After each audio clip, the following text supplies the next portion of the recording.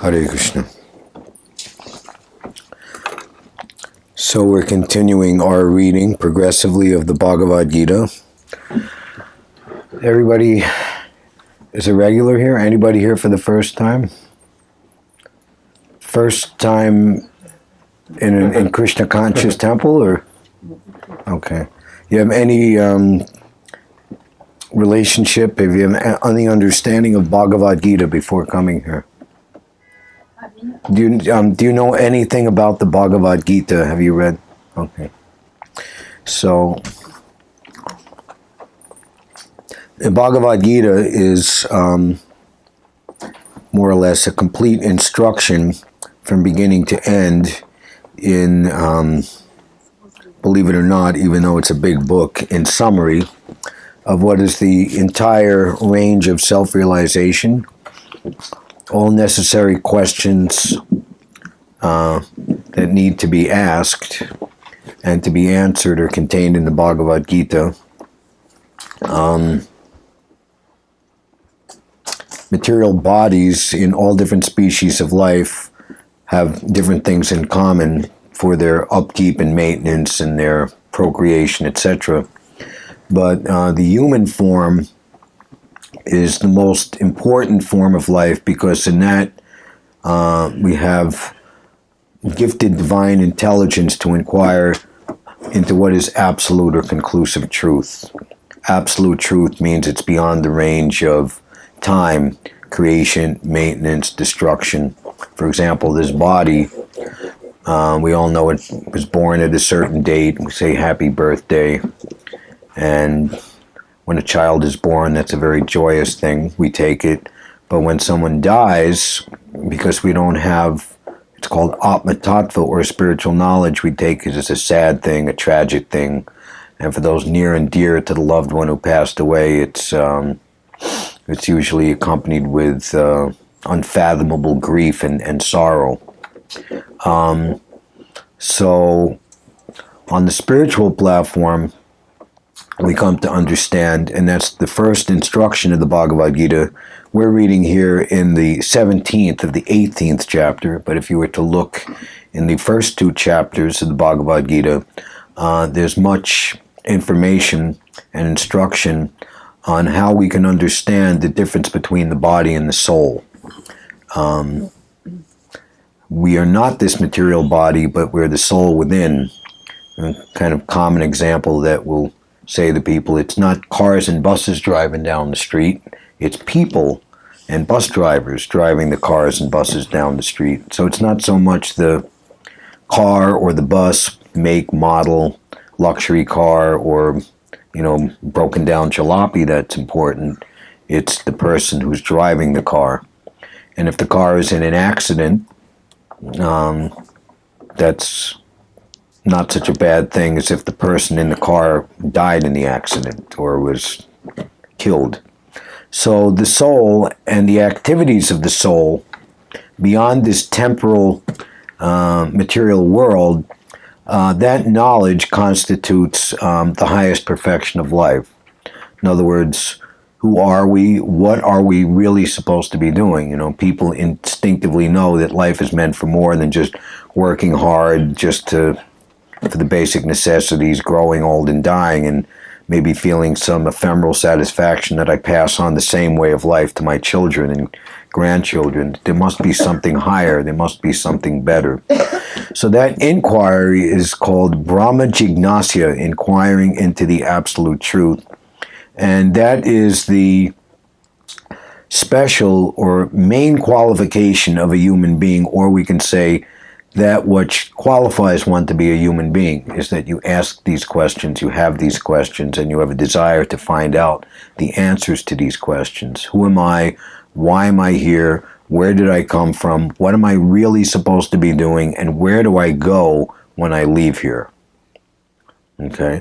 And if one is not thinking like that, then the Vedas have a term, Dvi Paru Pashu. That means you're a two-legged animal.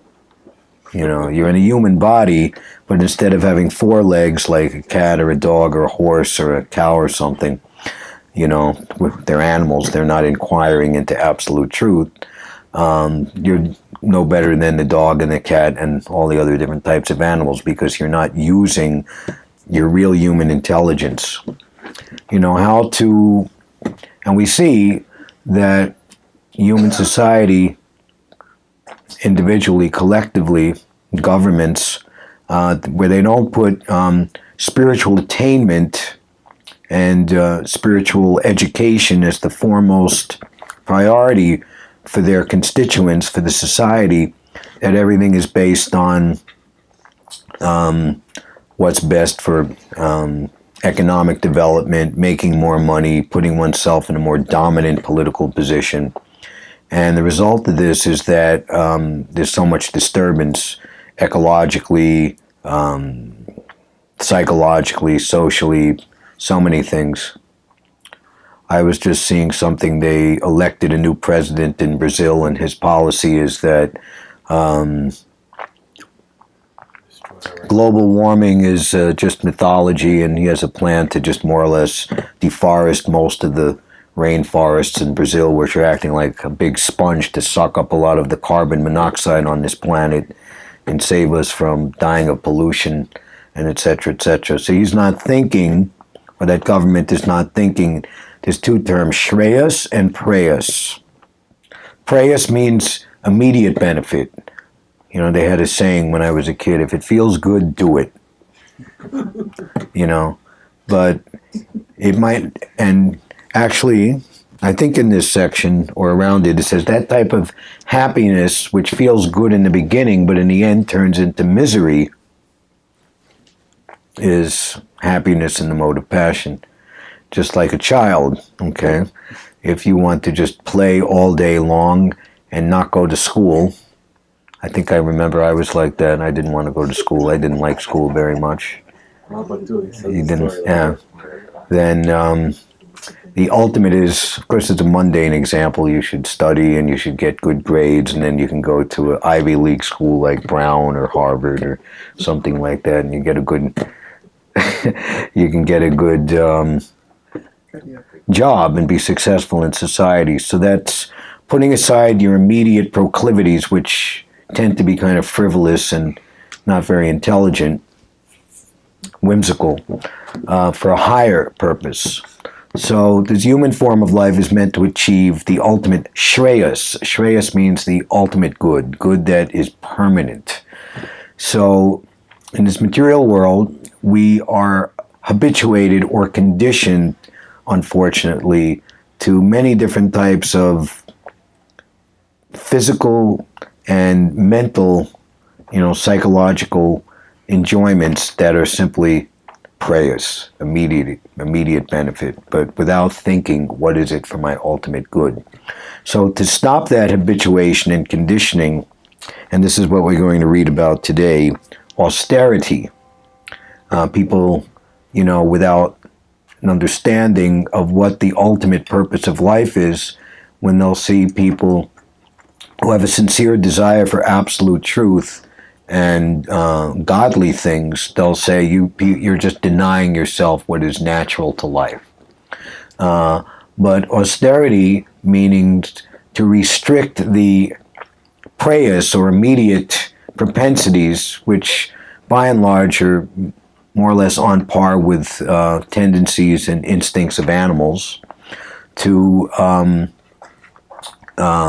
more concentrate on the original nature of my eternal self in relationship with God.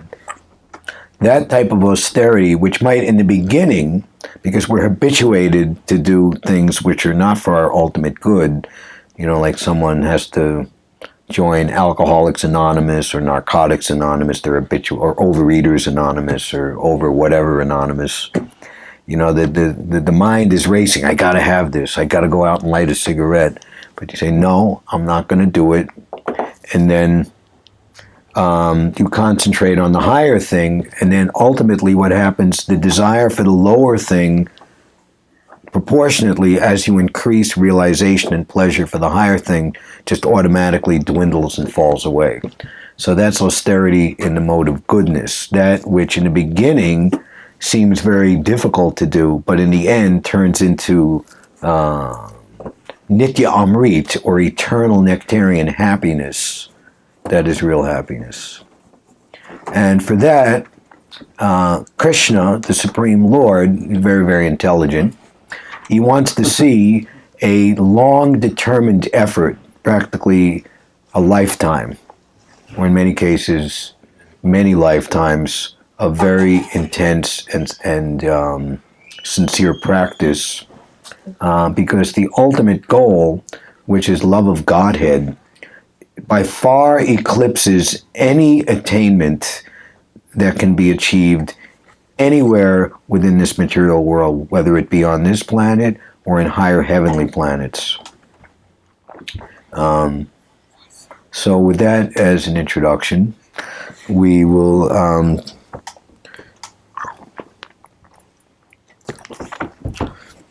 turn to today, chapter 17, Divisions of Faith, and we're reading today verse number 16. So I think everybody has a book we can chant, and some of you who are accomplished and or brave can chant.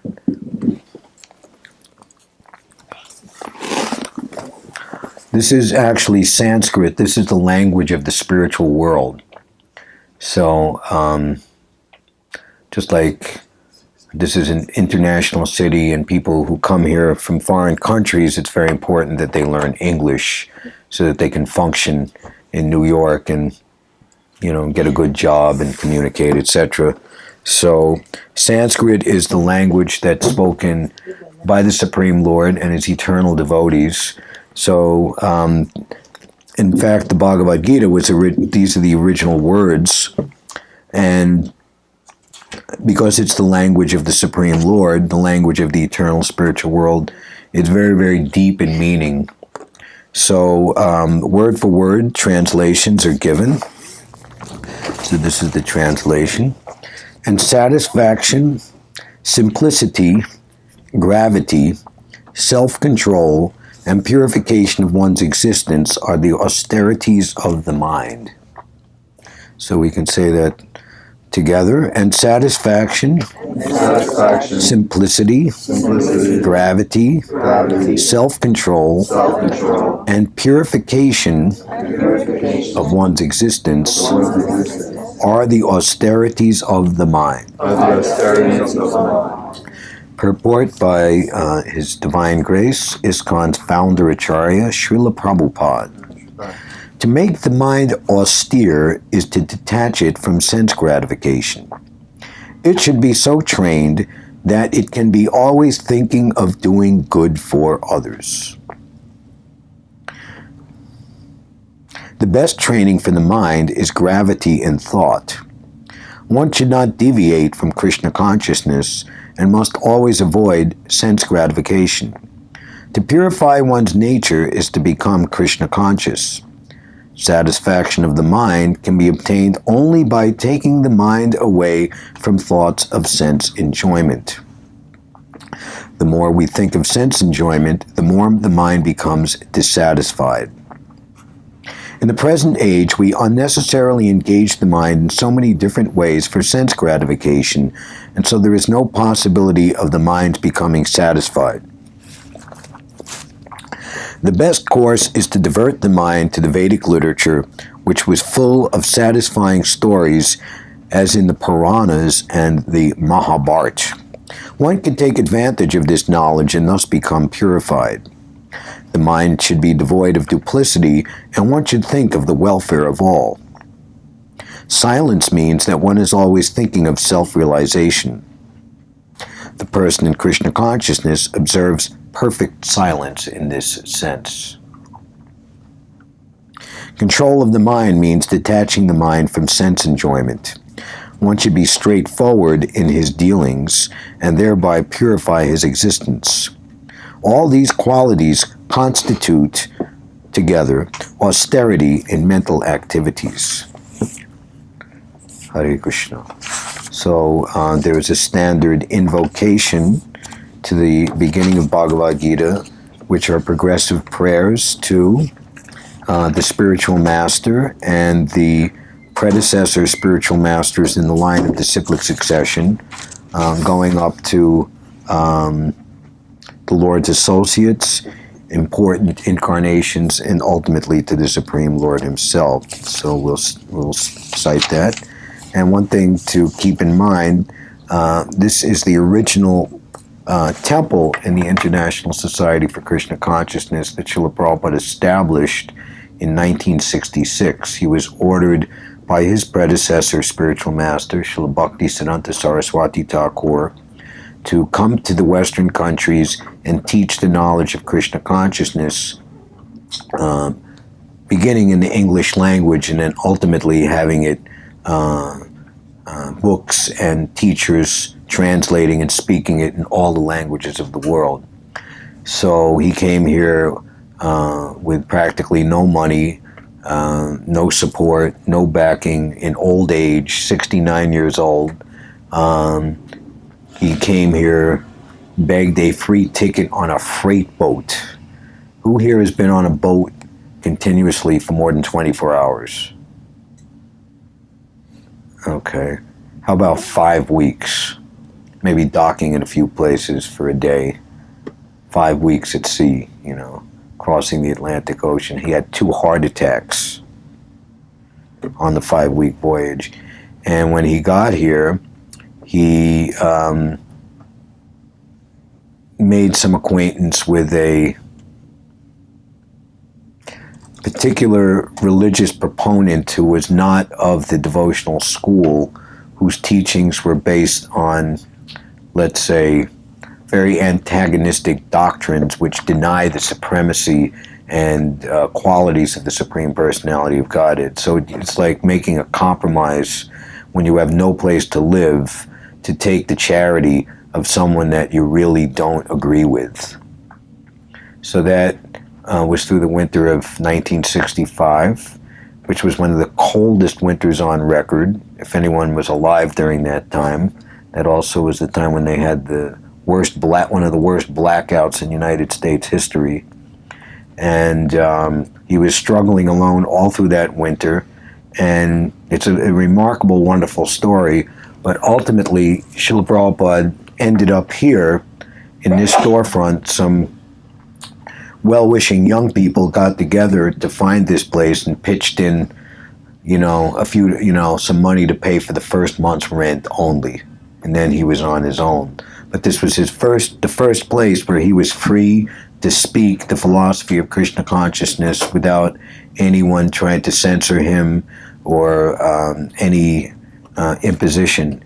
And Krishna consciousness really, really took off, and from here it expanded to many other cities in the United States, such as San Francisco, Los Angeles, ultimately to London and back to India, and ultimately all over the world. So this is the very first place where Prabhupada spoke.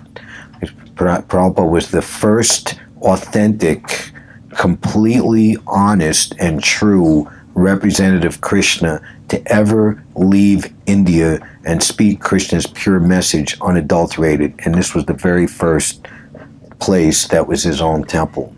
And so luckily, with all the urban development and what do they call it? Urban renewal or whatever, smashing all the old buildings and breaking it down.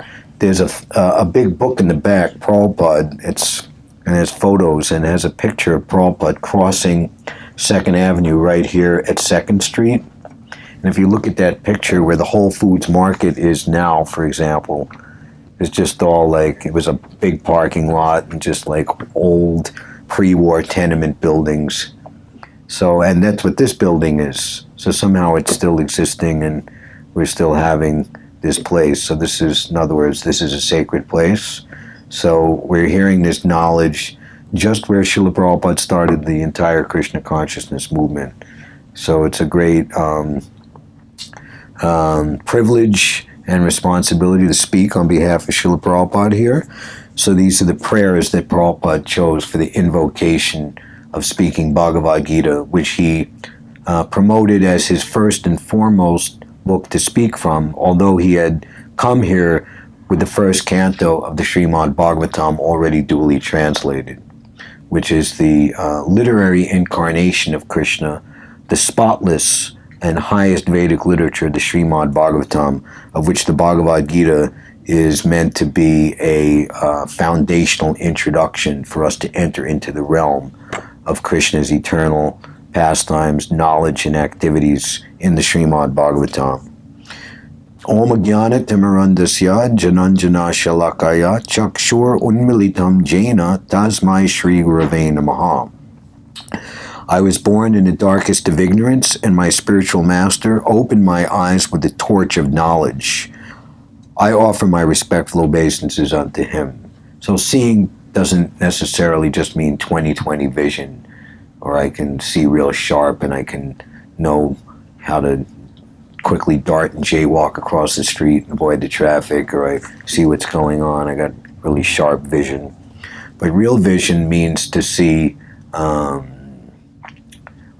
discern matter from spirit, to discern eternal reality from temporary illusion, and to actually be able to perceive everyone's individual spiritual nature. Like here, there's the word given, one's nature, or one's bhava. By material nature, we're conditioned. We have a male body, we have a female body, we have a body born from this country or that country, we have a body that's this color or that, we have a body that's has this, what we consider, or what normal people consider externally educated this way or that, or a particular tendency to like this type of thing or that type of thing. But deep down underneath all that, at least for the ordinary person, it might seem deep down underneath, but for the self-realized person, he sees the actual dormant spiritual identity of every living entity. And what to speak of in the human form, he sees that equal spiritual nature, the spirit soul, in every living entity, no matter what the embodiment. That is the highest level of self-realization, and that's ultimately what's mentioned in this verse, how the mind should be trained to be always doing good for others. There's the term ahimsa, or non-violence. There's different levels of violence. You know, just like sometimes we're doing our chanting Hare Krishna in public, and different people will come up and taunt us and harass us and maybe yell and scream, and we ask the police to come, and we can't do anything. You have a right to freedom of speech and say what you want, and so do they. You know, but obviously they're inflicting a type of violence, but because no blood has been spilled, nothing we can do here. Of course, then more subtly, such things should not be allowed. And then even beyond that, you know, they're with verbal or, you know, anger and facial expressions or threatening gestures or whatever. But one's mind, one benefit in this age that we're living in, because things are so disturbed, if you think a bad thought, you will not get a karmic reaction for it, only if you actually execute it.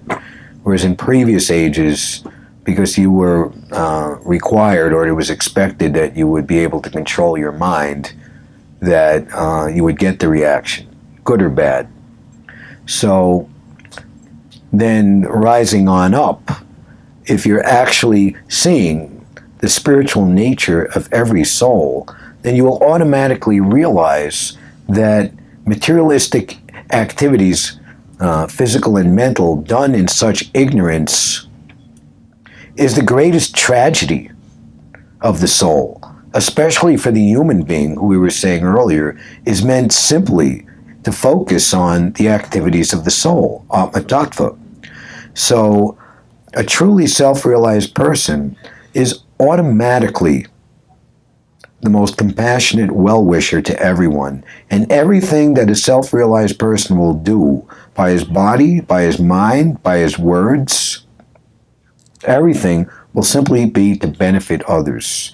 And the ultimate benefit is to awaken everyone to their original dormant identity, their identity as a servant and ultimately lover of the Supreme Personality of Godhead, which is the ultimate attainment of life.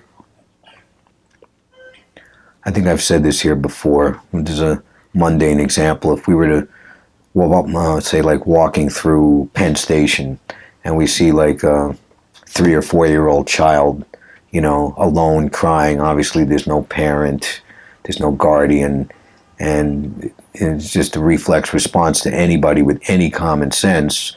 Where's the mother? Where's the father? Where's the guardian?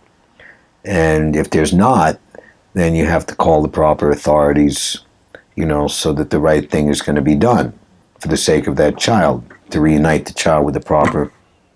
So if your idea of doing good was to, let me go into the Hudson newsstand and buy a Snickers candy bar and a soda pop, and and maybe buy the kid a comic book, and cry and stop crying, everything's okay, and eat your candy bar and have a good day and leave him there like that. What type of charity is that? So charity in this material world, which is short of the ultimate reunion of the soul with God, is just as ridiculous and just as laughable and is just as pathetic as the so-called Good Samaritan just buying the kid a Snickers bar in Penn Station without reuniting the kid with his parents. So, the spiritual master is the ultimate merciful personality, as Srila Prabhupada himself did, coming here at great risk to take the teachings of Krishna consciousness and spread them all over the world on the order of his spiritual master, which is ultimately order of Krishna.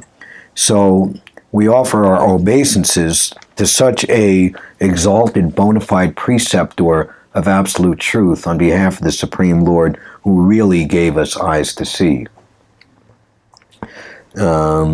Sri Chaitanya Manobishtam Stapitam Yena Bhutale Svayam Rupa Kadamayam Tadati Svapadantikam. When will Srila Rupa Goswami Prabhupada was established within this material world the mission to fulfill the desire of Lord Chaitanya, give me shelter under his lotus feet? So Srila Rupa Goswami was the arguably chief disciple of Lord Chaitanya, who is Krishna himself. This is a picture of the Panchatattva, Lord Chaitanya, wearing yellow dhoti with his associates. And they inaugurated the Yuga Dharma, or the prescribed spiritual method of attainment of love of Godhead for everyone in this age, which is the congregational chanting of the Hare Krishna Maha Mantra. So within this chanting, Vidyavadu Jivanam, all knowledge of the absolute truth is contained therein. So Rupa Goswami, as the chief disciple of Lord Chaitanya, has given extremely valuable literature with very profound and deep realizations of the nature of Krishna consciousness. And we're called Rupanugas, or followers of Srila Rupa Goswami, who was the most confidential, intimate, and chiefly taught disciple of Sri Krishna Chaitanya Mahaprabhu. So we pray to him for his mercy. Vande ham Shri Guru Shri Uta Parakamalam Shri Gurun Vaishnavams Cha Shri Rupam Sagrajatam Sahagana Raganatan Vitam Tam Sajivam Sadvaitam Savadutam Parijana Sahitam Shri Krishna Chaitanya Devam Shri Radha Krishna Padan Sahagana Lalita Shri Vishakavitams Cha. I offer my respectful obeisances unto the lotus feet of my spiritual master and unto the feet of all Vaishnavas. I offer my respectful obeisances unto the lotus feet of Rupa Goswami, along with his elder brother Sanatan Goswami, as well as Raghunath Das and Raghunath Bhatta, Gopal Bhatta, and Srila Jiva Goswami. These 6 personalities, they're heralded as the heroic 6 Goswamis of Vrindavan, disciples of Lord Chaitanya, and together they executed the orders and desires of Chaitanya Mahaprabhu. I offer my respectful obeisances unto Krishna Chaitanya, Lord Nityananda, Advaita, Gadadhar, Srivas, and other associates, all the members of Lord Chaitanya's immediate group, the Panchatattva. I offer my respectful obeisances to Srimati Radharani, She is the internal pleasure-giving potency of the Lord and the greatest devotee of Krishna, the very source of all energy. And Sri Krishna, along with their associates, Lalita and Vishaka. Hey Krishna Karuna Sindhu, Dina Bandho Jagatpate, Gopisha Gopika Kanta, Radha Kanta Namostute. O my dear Krishna, you are the friend of the distressed and the source of creation. You are the master of the gopis and the lover of Radharani. I offer my respectful obeisances unto you. So this knowledge of the Supreme Lord's intimate, confidential, personal activities of love with his eternal devotees is the highest spiritual attainment, and to understand these things in complete purity without any mundane interpolation is actually the goal of all of our spiritual practice and purification and freedom from mundane conditioning. Actually, this preface or these preliminary prayers, invocation prayers to the introduction, Srila Prabhupada mentions a page or two later, as soon as one becomes a devotee of the Lord, he also has a direct relationship with the Lord. That is a very elaborate subject matter. So we see there's relationships in this material world, and we're going to see just now listed 5 are primary, but these are all very, very minute, microscopic samplings in a opposite reflection of the original unlimited substance of those relationships in the most profound and desired and perfected purity, which is what we're really seeking when we desire to have it. There's different philosophies like Buddhism and Mayavad. Yes, we've gotten in so much trouble, with material activities and material relationships, so let's just stop everything and enter into nothingness. Impossible. Try to stop thinking for even a second. You can't do it because we're sentient beings. Sentient means senses, and senses are always active. So Krishna, he's always engaged Ananta Lila Rupa, unlimited activities in pure transcendental form. So, this is a very elaborate subject matter, but briefly it can be stated that a devotee is in a relationship with the Lord in one of 5 different ways. One can be a devotee in a passive state or neutral. One may be a devotee in an active state. That means dasyabhav. We hear the word servant, and in this material world, it immediately makes us cringe. I don't want to be anybody's servant. I want people to serve me. What is that? Better to reign in hell than to serve in heaven, right? Something like that. But service to the Supreme Personality of Godhead, who's the very self of our self, the very soul of our soul, is the most congenial form of intimacy, completely free from any mundane inebriety. And our sadhana, we're chanting this Jai Radha Madhava, Kunja Bihari, Gopi Jana Vallabha Girivari Dari, which is an extremely elevated, confidential prayer, or darshan, vision of the Supreme Lord in his original pastimes. But the idea is to set the goal in mind, and that everything we do, step by step, is ultimately inspired for us to achieve that supreme goal. In other words, if you're going to take a big journey and you don't know why you're going, then what's going to keep you inspired to keep journeying? Where am I going? What am I doing? Why should I be doing this? I should do something else. It'd be easier.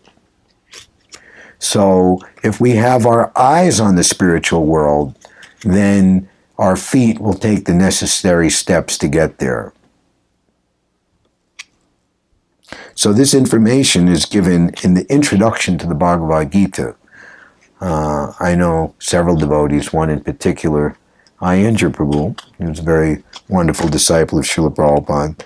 He read this and just just became immediately convinced this is what I'm looking for.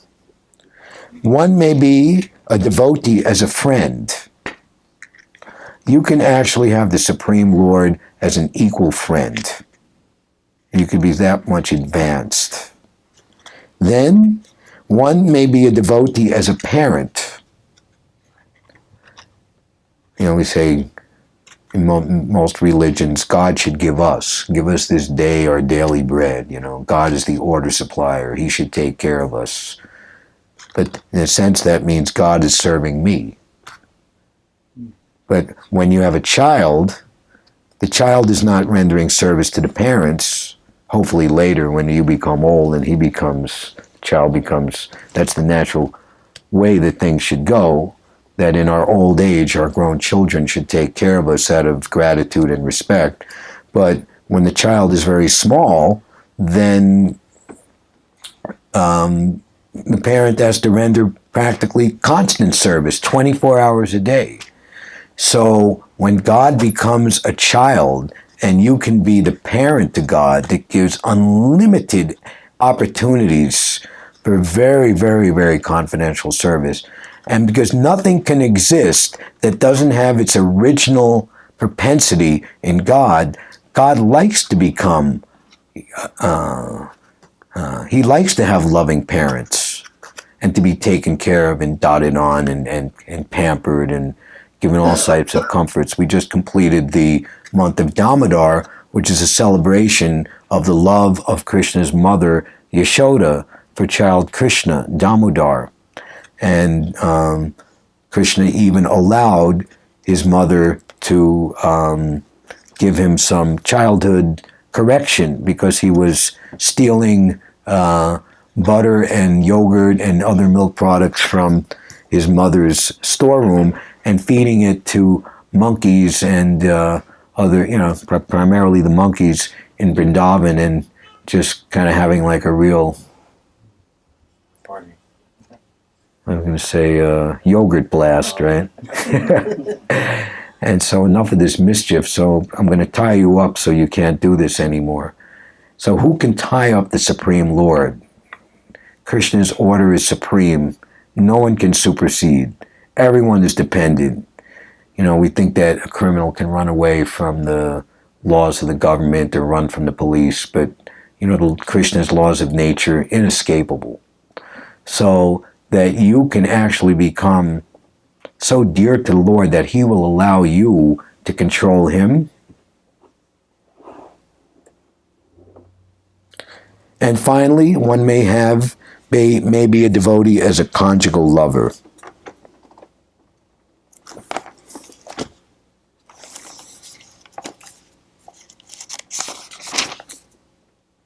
Tapta Kanchana Gaurangi, Radhe Brindavaneshwari, Vrishabhanu Sute Devi, Pranamami Hari Priye. I offer my respects to Radharani, whose bodily complexion is like molten gold, and who is the queen of Vrindavan. You are the daughter of King Vrishabhanu, and you are very dear to Lord Krishna. Vanchakalpatarubhyascha, Kripasindubhya eva cha, Patitanam pavanebhyo Vaishnavebhyo namo namaha. I offer my respectful obeisances unto all the Vaishnav devotees of the Lord. They can fulfill the desires of everyone, just like desire trees, and are full of compassion for the fallen souls.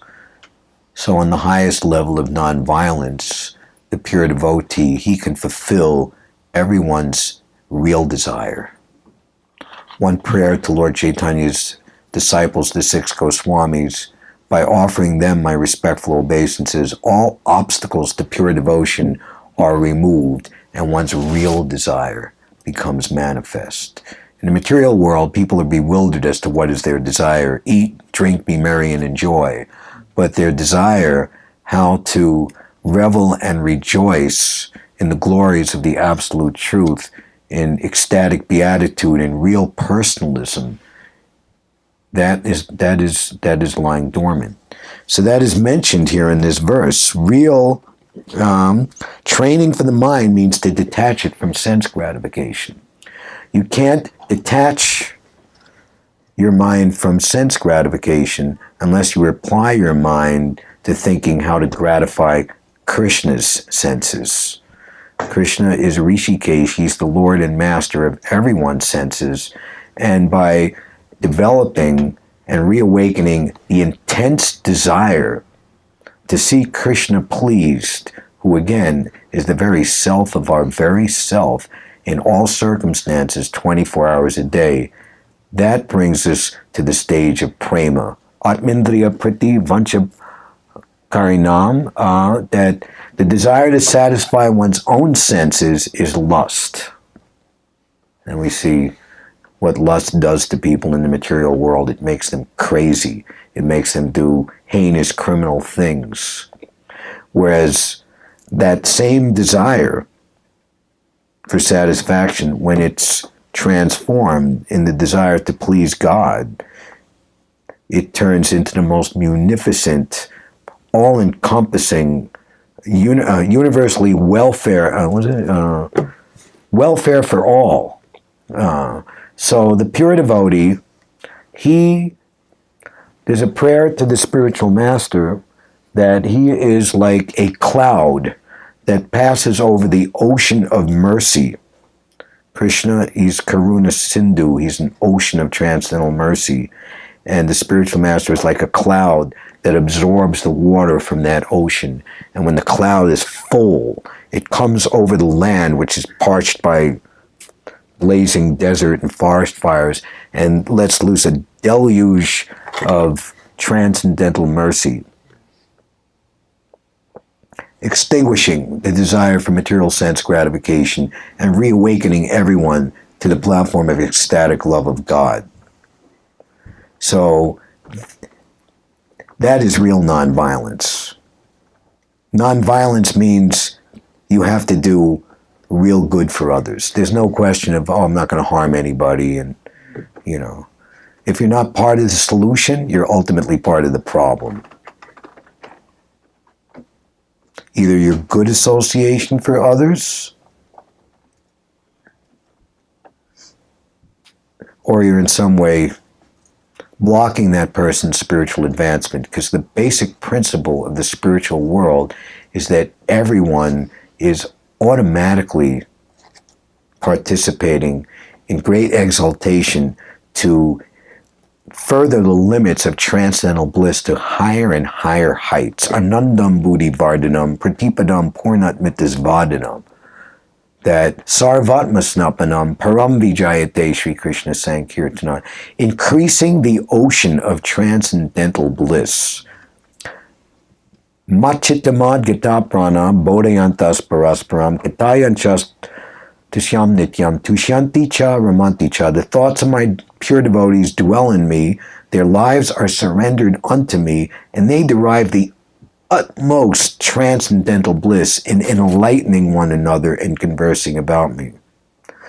So you can read in the Nectar of Devotion and other exalted literatures how the aura coming from a pure devotee just creates ecstatic, loving moods in everyone that he comes in contact with, just by his mere presence.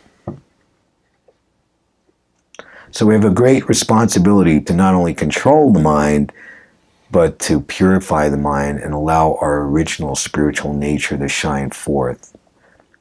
The spiritual master is glorified. How is it? Chakudan Dilo J Jami Jami Prabhu say Divigan Redima. Prema Bhakti Yaha Hoite Avidya Vinasa Yate. From him or her, whoever that pure devotee is, ecstatic prema emanates, by which ignorance is destroyed. And by that, Vedega Jahadachirito, the conclusion of all Vedas, of all that is to be known and taught and understood, the culmination is ecstatic love of Godhead.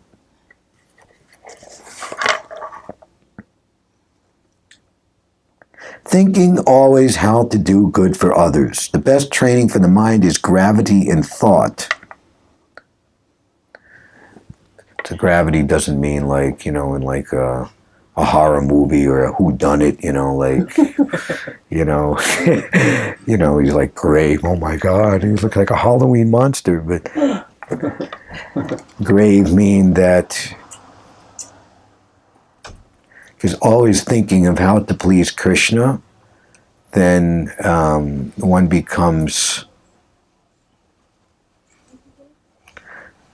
a variegated treasure trove of many beautiful and attractive spiritual emotions and qualities.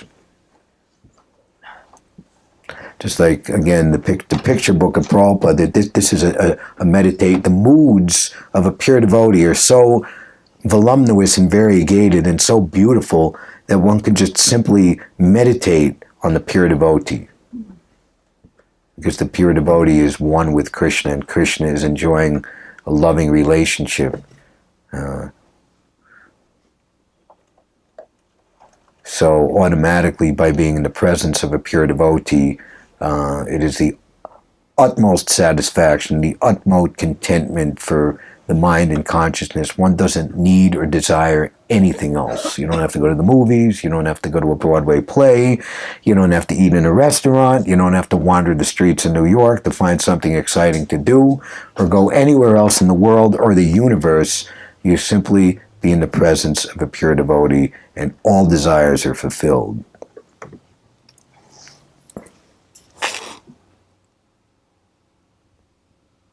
To purify one's nature is to become Krishna conscious. Satisfaction of the mind can be obtained only by taking the mind away from thoughts of sense enjoyment. The more we think of sense enjoyment, the more the mind becomes dissatisfied. In the present age, we unnecessarily engage the mind in so many different ways for sense gratification, and so there is no possibility of the mind's becoming satisfied. The best course is to divert the mind to the Vedic literature, which is full of satisfying stories. So let us try to not imagine or picture ourselves that we were one of the fortunate personalities who were present when Krishna or Lord Chaitanya was personally present, and we could meet and be with and associate with Krishna and his eternal pure devotees eye to eye and face to face, and have loving, friendly dealings with them. What would that be like? Wow. Now, Krishna doesn't stay here. Lord Chaitanya doesn't stay here. Of course, Krishna is omnipresent. He's always present anywhere in all phases of time, past, present, and future, in any place. And simply by calling on his name and meditating on him in sincerity and all earnest, he is present. But when Krishna appears, he automatically deputes a bona fide personality to write and set down in writing all of his activities, everything that has been done. That is the Srimad Bhagavatam. And the potent benediction and blessing of these literatures is anyone who reads and studies and associates with these literatures gets the exact same benefit, feeling, mood as those who were in the direct association of Krishna when he was present. The same effect in every single way. So that's what's described here. And that was the end of last week's purport. There was a limitless stock of Vedic literature, and one should study this. This will make the mind very peaceful. Rupa Goswami says, the essence of all advice is to utilize one's full time in nicely hearing and chanting the Lord's divine name, fame, form, qualities, and hearing about his eternal associates. In this way, one will gradually engage his tongue and mind. In other words, detach it from sense gratification. And then the reality, what is all this sense gratification? Movies and plays and this and that and fashion and colors and boys and girls and romance and this and that. Where is all that coming from? Janmadhyasya yataha, the first aphorism of Vedanta Sutra, quoted in the first verse of the Srimad Bhagavatam, that from which everything originates. So how to understand all of those things in their original substantial purity? That is the perfection of life. So coming to that stage. It's like an amnesia victim. Oh, I forgot who my family is and I forgot where I live, but who are these people? Oh my God, get away, Let me just stay here in the mental institution. No, you go home, you be with them, and you do the same things that you used to do. And Prabhupada says in his original Hare Krishna address, the chanting of Hare Krishna is not an artificial imposition of the mind. In other words, we were with Krishna. We have a relation. Jivara Srupoi Krishnara Nityadas. The identity of every living being is that they're the eternal servant of Krishna. And in this material world, we're in a state of forgetfulness. We're amnesia victims. So, gradually engaging one's tongue and mind in this way, one will come to regain the awareness of one's original home, where Krishna lives, Goloka Vrindavan Dham, and there serve Krishna and associate with the Lord's eternal, beloved, pure devotees who are deeply attached to his devotional service.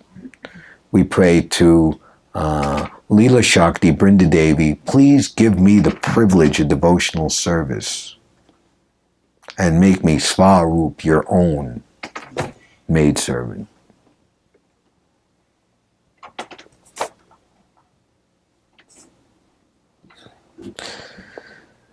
One can take advantage of this knowledge and thus become purified. The mind should be devoid of duplicity. So back to this point, unless you're on the level of prema bhakti yahahoite abhijya vinasayate, even what's considered in the material world as being upright, stout, and moral, very pious, if it's not fully Krishna conscious, there's some type of duplicity going to go on there. Like we see in different religious systems today, Prabhupada would hit on this a lot, that, okay, you're following the ethic of your founder in this religion, but why you're killing so many poor animals in mass in slaughterhouses? This is hypocrisy. You say you're good to the humans, but you're not kind to the animals?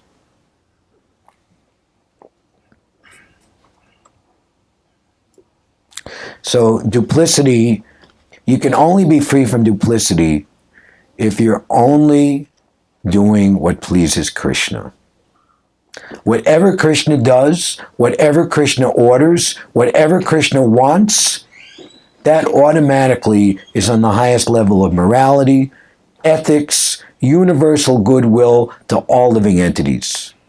And the example is given by pouring water on the root of a tree, all the trunk, limbs, branches, twigs, and leaves are automatically nourished. Because again, Krishna is the soul of everyone's soul. He's the source of the entire cosmic manifestation. He is the Lord and complete controller of the universal governing principle of this whole cosmic manifestation. If he is pleased, everything becomes balanced. Everything becomes in proper order. Everyone is raised to the highest position. Automatically, just by putting water on the root. Not taking your sprinkling can and let me water every leaf and every flower. By doing that, the leaves and flowers that you're giving your so-called compassion to, they'll all become rotten. Because they don't take. Or, if I put food in my mouth, then it goes to my stomach and my fingers, my limbs, everything becomes nourished. But if I sit down at the dinner table and I take the food, let me rub some here and put it over here. Right? It's ridiculous. So, because people are missing the very simple method of pleasing Krishna, everything is just so disturbed and so disordered, especially in this age that we're living in, Kali Yuga. So in this age in particular, where real virtue, real religion, and attraction to godly things is practically non-existent.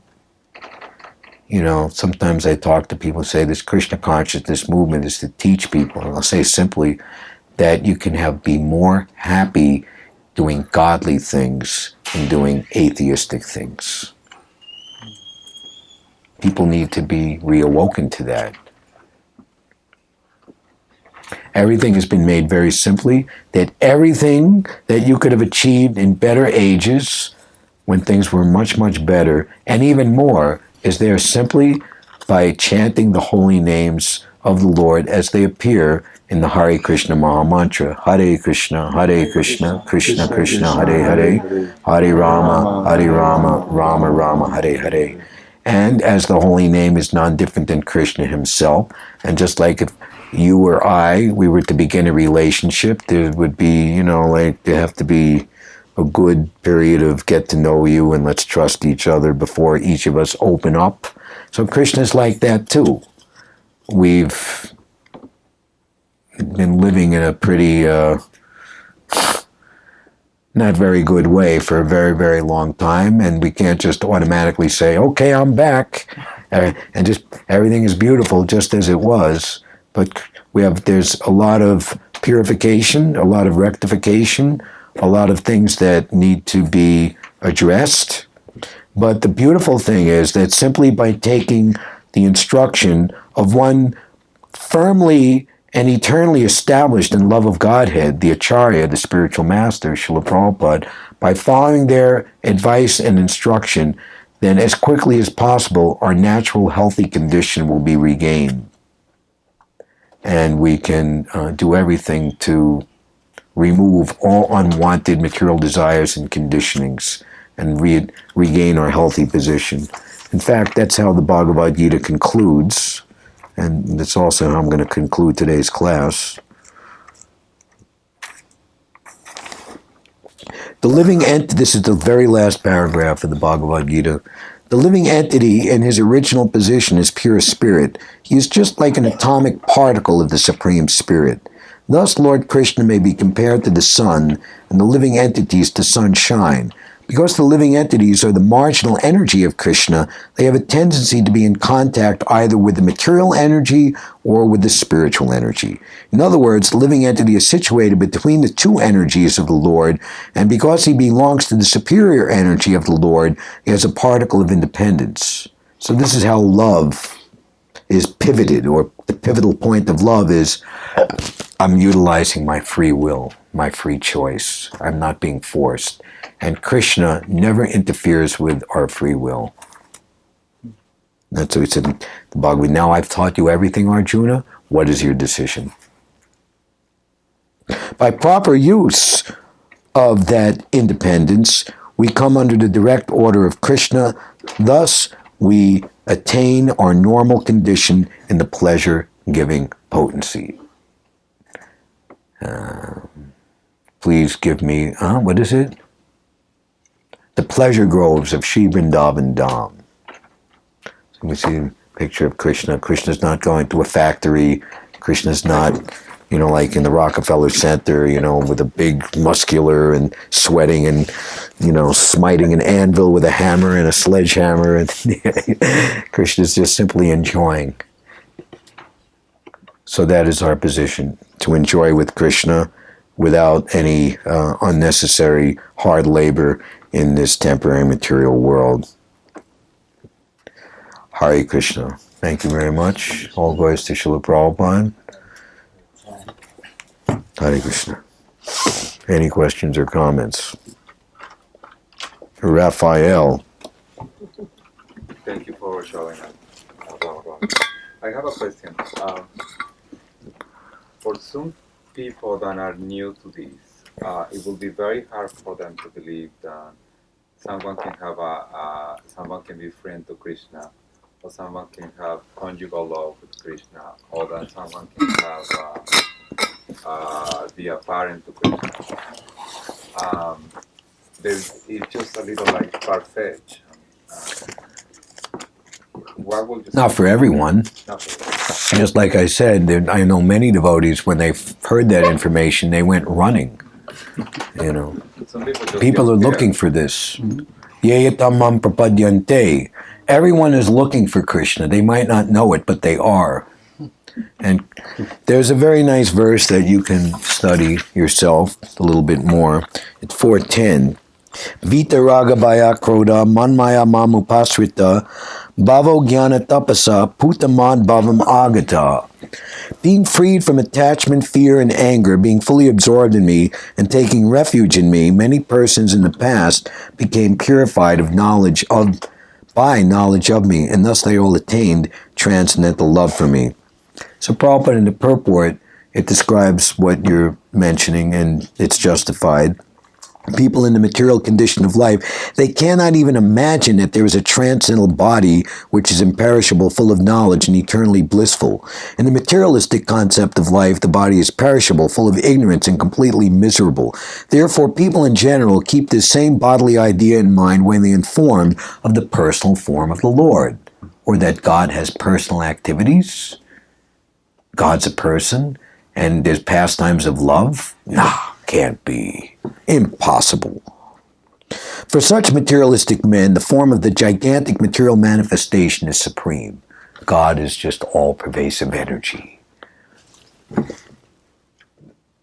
We have to be very, very careful. The illusory energy provides many different types of concepts of life and gives us the enthusiasm or so-called faith to believe in them, which ultimately makes us be forgetful or killers of our own soul. Consequently, they consider the Supreme to be impersonal. I can love my wife or girlfriend, I can love my kids, but God can't have a girlfriend, or God can't be a lover, God can't be the child and have his devotees as parents. No, I'm the only one who can do that. This is envy. Ichadvesha samutena. All living entities are overcome by the dualities of envy and hate in this material world. If you're going to forget the love of your life and come to the point to say that there is no God, or even worse, I'm God, whew, you really have to have like a real, what do they call it? Vendetta. You know, you really have to hate the person to do that. It's like, you know, God is giving us everything. It's like, I want a divorce, but I want my alimony check, but I don't want you to deliver it. I want it direct deposit into my account. I don't want to know where you are, whether you're in Europe, the Cayman Islands, or, you know, Australia. I just want my money. Leave me alone. You don't exist. That's the atheist. That's hatred. That's why people can't understand. Krishna purposely keeps them in darkness, because that's what they want. We use our free will rightly, we rise to the highest achievement. We use our free will wrongly, we enter into the darkest region of material thought and existence. And Kali Yuga, the age that we're living in, is the opportunity in mass to achieve the desires of complete impiety to very deep and dark ramifications. So we have to be very cautious of this age. And to whatever degree that Prabhupada has also given us another item, which we're going to get to when Ram Roy stops talking, in Prashadam, that Prashadam is non-different than the philosophy that we talk in Krishna's words in the literatures and the chanting of the Hare Krishna Maha Mantra. So everybody needs to eat, and I would venture to say everybody likes to eat. So there's different ways that different people can be brought to their senses. And of course, Srila Prabhupada and his spiritual master put great emphasis on making the so-called intelligentsia, or leaders of the various considered important rungs of human society, appreciate and ultimately adopt Krishna consciousness. Scholars, theologians, academicians, religionists, big business leaders like that, because people follow them, the herd mentality, you know.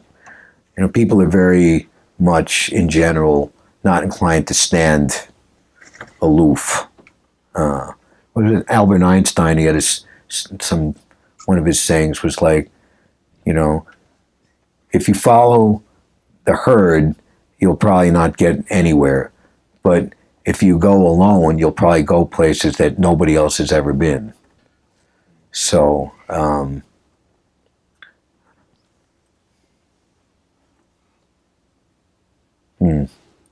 was just thinking that on the in further thoughts about Raphael's query, I was just thinking that when people first come across Krishna consciousness, some people they're ripe to become devotees, but they don't necessarily understand anything that they're taught about Krishna consciousness. But they, on the other hand, they seem open to the idea. So, but I think it's the type of person who, when they hear this, and they're just like, no, or that can't. How is that possible? That sort of doubting concept. Usually, such persons usually, if they meet a devotee who broadcasts this pure message and then they respond, then they react that way, my experience is usually you don't see them for too much longer coming to the devotees. But those who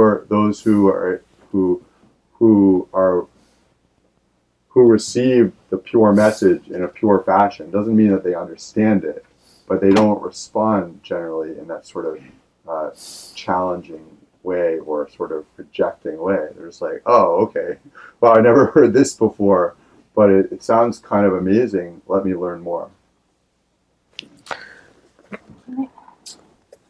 Gloria, yes. Yes. In connection with that, so does it mean that we have an individual relationship with Krishna, not with an impersonal entity, where joy and pleasure is part of it? Yeah. In a similar way as we look at other relationships, but at a higher level? I couldn't have said it better myself.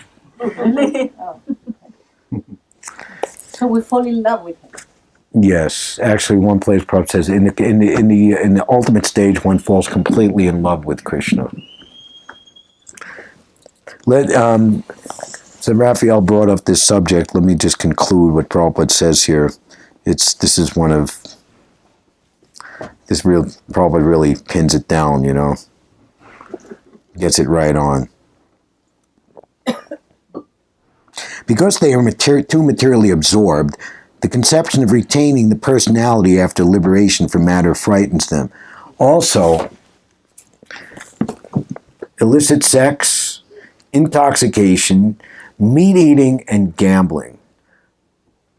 The more one is absorbed in these four things, the ability to understand anything will be proportionately blocked. These are the four main envious activities against God. So if you stop them, first grossly or practically and then mentally, your original love of God will. Prabhupada said you chant Hare Krishna 16 rounds and follow these four rules and you will go back home, back to Godhead.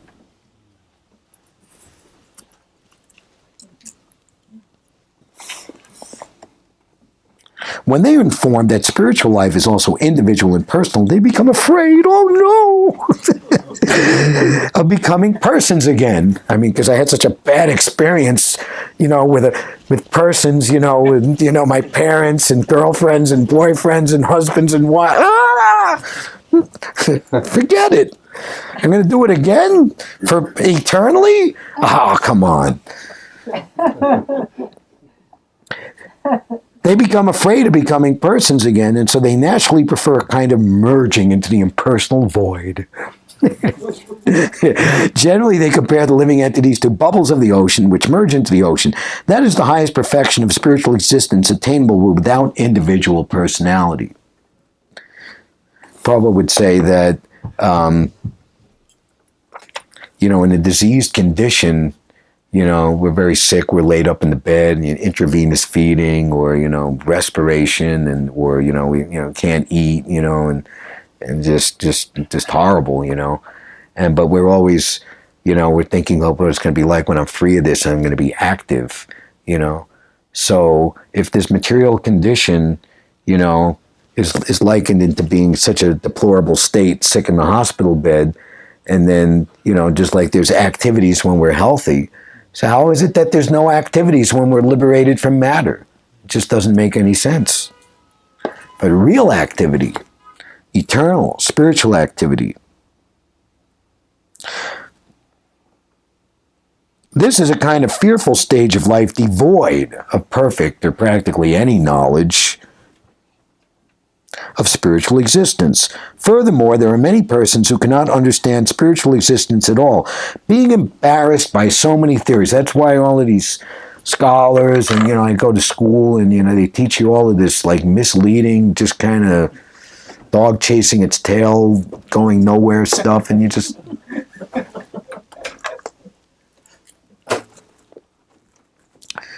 Being embarrassed by so many theories and by contradictions of various types of philosophical speculation, they become disgusted. That was me. I became disgusted.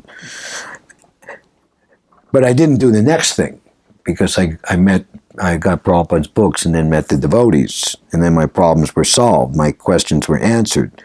They became disgusted and angry and foolishly conclude that there is no supreme cause and that everything is ultimately void.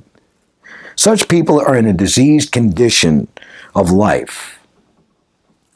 Some people are too materially attached and therefore do not give attention to spiritual life. Some of them want to merge into the supreme spiritual cause, and some of them disbelieve in everything, being angry at all sorts of spiritual speculation out of hopelessness. Ew. This last class of men take to the shelter of some type of intoxication, haven't we seen? And their so-called affective hallucinations are sometimes accepted as spiritual vision. Right? There was one book that was real famous in the 60s. Even today it carries on, and it was written by the kicked out or resigned Harvard teacher, who became like an LSD guru, and he wrote this book, and it was like, spiritual realization, right? That's not I'm okay, you're okay. Be here now. Be here now. Prabhupada talks about Prabhupada's disciples.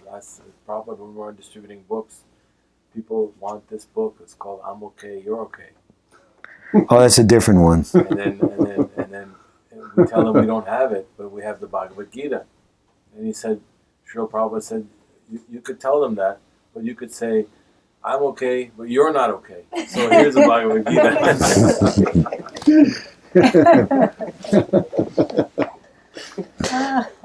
One has to get rid of all three stages of attachment to the material world: negligence of spiritual life, fear of spiritual personal identity, and the conception of void that arises from frustration in life. Here we conclude. To get free from these three stages of the material concept of life, one has to take complete shelter of the Lord. You really got to get into it all the way. Don't hold back. Guided by the bona fide spiritual master, and follow the disciplines and regulative principles of devotional life. The last stage of devotional life is called bhava, or transcendental love of Godhead. Ado shraddha tata sadhu. In the beginning, one must have a preliminary desire for self-realization. That will bring one. So here, it's not all, the whole thing doesn't come at once. In the beginning, have a preliminary desire for self-realization. This will bring one to the stage of trying to associate with persons who are spiritually elevated. In the next stage, one becomes initiated by an elevated spiritual master, and under his instruction, the neophyte devotee begins the process of devotional service. By executing devotional service under the guidance of the spiritual master, one becomes free from all material attachment, attains steadiness and self-realization, and acquires a taste for hearing about the absolute personality of Godhead, Sri Krishna. One ancient Vaishnav said, "My dear Lord, just as young boys and young girls are spontaneously attracted to each other without any need of introduction or education. Nobody goes to school to learn how to be attracted to the opposite sex. It's just spontaneous. In the same way, can I be attracted to you? When we go home, let me turn on the TV or see what the politicians are saying, but to read Bhagavad-gita, this is conditioning. It's like jaundice. Sugar is sweet, but to us it tastes salty because we're in a diseased condition.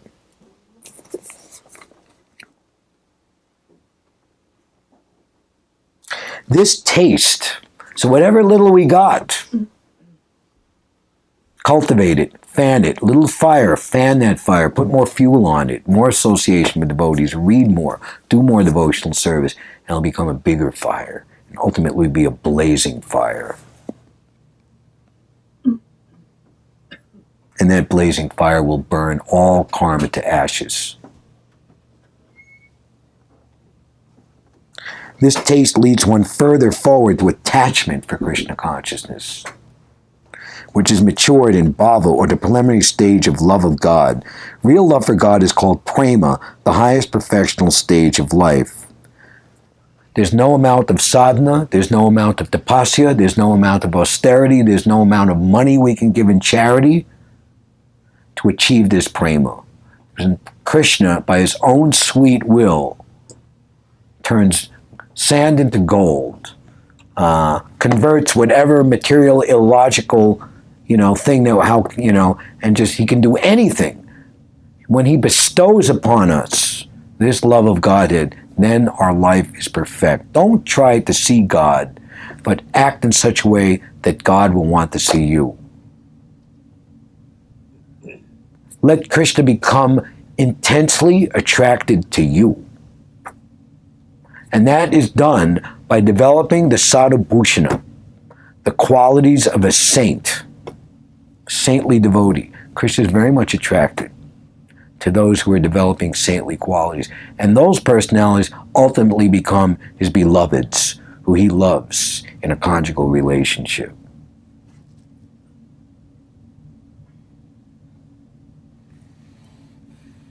And other relationships as well.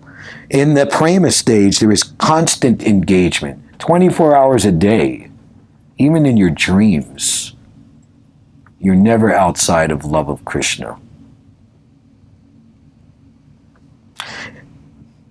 Constant engagement in the trance and the loving service of the Lord. So, by the slow process, the slow as we want to make it. There's a story, there was one funny court jester, I think it was the jester of Emperor Akbar. It's like 500 years ago. His name was Gopal Band. He was like a court jester, He would go to and say, Gopal, what's the difference between you and a jackass? And he took out a measuring stick and touched it to the king and said, it's about 3 feet, my lord.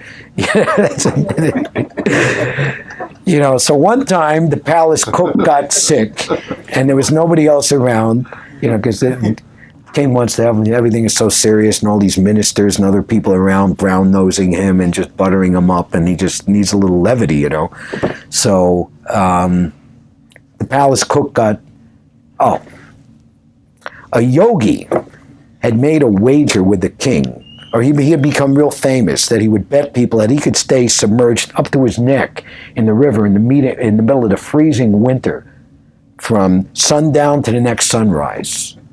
And he was, and a lot of people, and he did it. It was like, wow, this is came to know the king. So the king said, I'll make a wager. You can't do it. He did it. And then the king said, you know what? You cheated, because you were meditating on that burning lamp in that distant temple spire dome about half a mile away. And because of your meditation, you kept yourself warm. So you cheated. I'm not going to pay. So Gopal Band, the court jester, was like, really didn't, he thought the king should pay the wager. So a week or two later, the palace cook got sick. And everybody else was out on a campaign or something. And so Gopal Band got elected by default to cook the king's lunch, which was supposed to be ready at 12 noon.